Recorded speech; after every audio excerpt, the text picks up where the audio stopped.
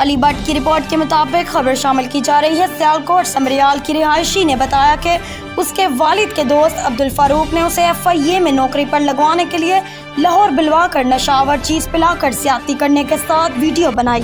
درندے کے متعلق بتانے پر سوشل میڈیا پر ویڈیو وائرل کرنے، اسے اور گھر والوں کو قتل کروانے کی دھمکیاں، جس وجہ سے وہ ظلم پر خاموش ہو گئی۔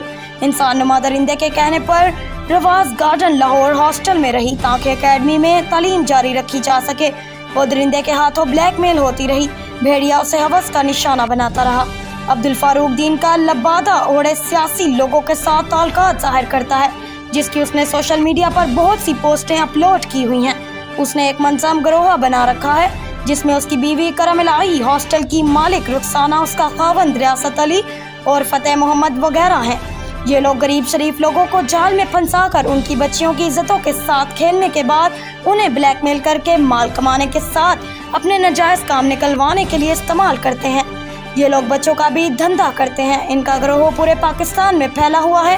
اپنے ساتھ زیادتی کے متعلق اس نے ہمت کر کے اپنے والد کو بتایا، جو اس درندے کے خلاف قانونی کارروائی کرنے لگے تو اس نے شبیر گل سابق SHO تھانہ سمڑیال کی مدد سے مجھے اغوا کرنے کی کوشش کی۔ ناکام ہونے پر میرے اہل خانہ کے خلاف پولیس تھانہ سمڑیال میں جھوٹا مقدمہ درج کروا دیا، جو بعد ازاں ناصوروں کے خلاف بھی کراس ورژن درج ہو گیا۔ شبیر گل تفتیشی Shiraz sub inspector, Shehryar Bano sub inspector, Shabbir Cheema assistant sub inspector نے پیسوں کی خاطر ناصوروں کا ساتھ دیا۔ محکمہ پولیس میں جب تک ان جیسی کالی بھیڑیں ہیں، مظلوموں سے ناانصافی ہوتی رہے گی۔ انہیں RIB گجرانوالہ سے کچھ انصاف ملا۔ انہوں نے حصول انصاف کے لیے بے شمار درخواستیں دی۔ وہ 1 سال سے انصاف کے لیے دربدر ہو رہے ہیں۔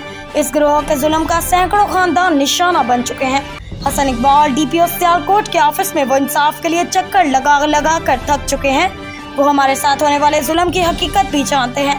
اسے اہل خانہ کو ناصوروں اور مقامی پولیس سے جان کا بھی شدید قسم کا خطرہ ہے۔